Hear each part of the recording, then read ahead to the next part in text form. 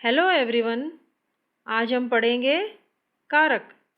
अब मैं आपको बताऊंगी कारक की परिभाषा और उसके भेद।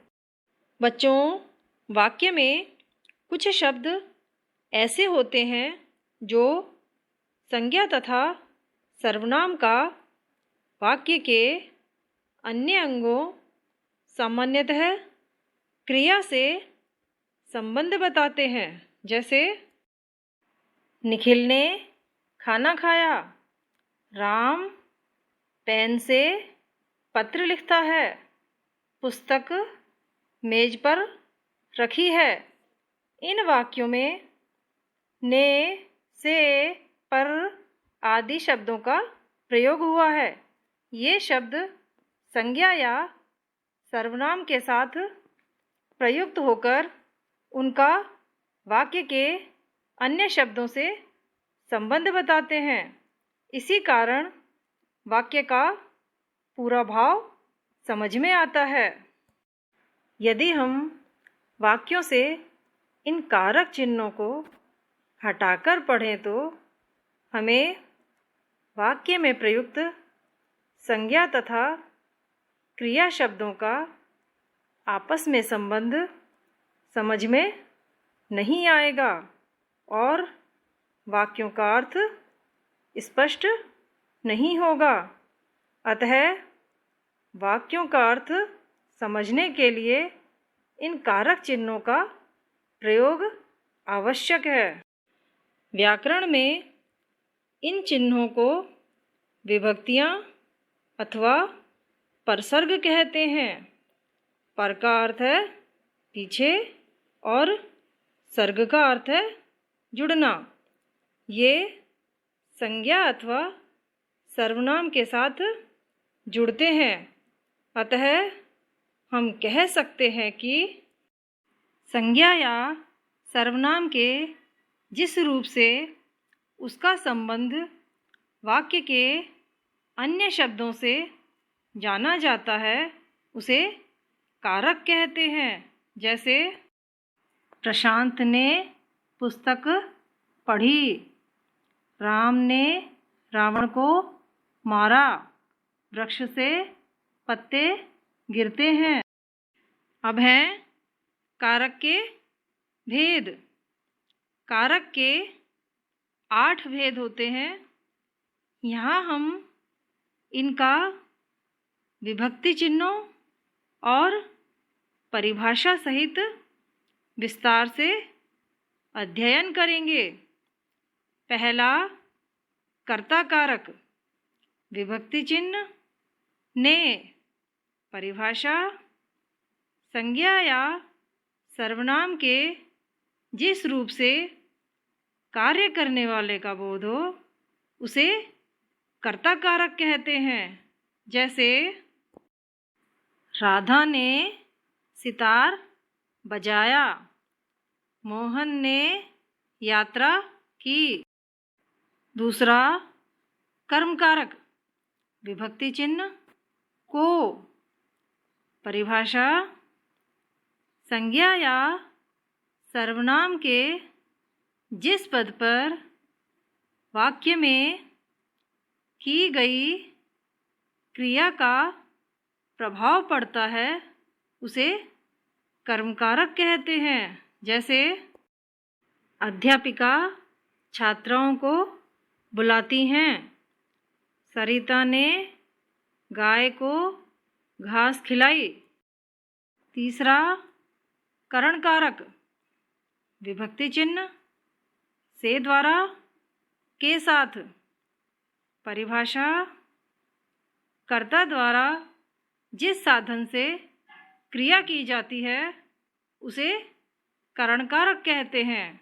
जैसे दादाजी बस से दिल्ली जाएंगे, मैंने पेंसिल से चित्र बनाया। चौथा संप्रदान कारक, विभक्ति चिन्ह के लिए। परिभाषा शब्द के जिस रूप से कुछ दिए जाने या किसी के लिए कुछ किए जाने की क्रिया का बोध हो उसे संप्रदान कारक कहते हैं। जैसे पेट के लिए उसने झूठ बोला, पिताजी मेरे लिए पुस्तक लाए। पांचवा अपादान कारक, विभक्ति चिन्ह से अलग होना। परिभाषा, संज्ञा या सर्वनाम के जिस रूप से अलग होने का बोध हो उसे अपादान कारक कहते हैं। जैसे पेड़ से फल गिरते हैं, चाची कुएं से पानी निकालती है। छठा संबंध कारक, विभक्ति चिन्ह का, के, की। परिभाषा, संज्ञा या सर्वनाम के जिस रूप से एक वस्तु का दूसरी वस्तु से संबंध का बोध हो उसे संबंध कारक कहते हैं। जैसे दिनेश के पिताजी आ रहे हैं, गौरव का हाथ टूट गया है।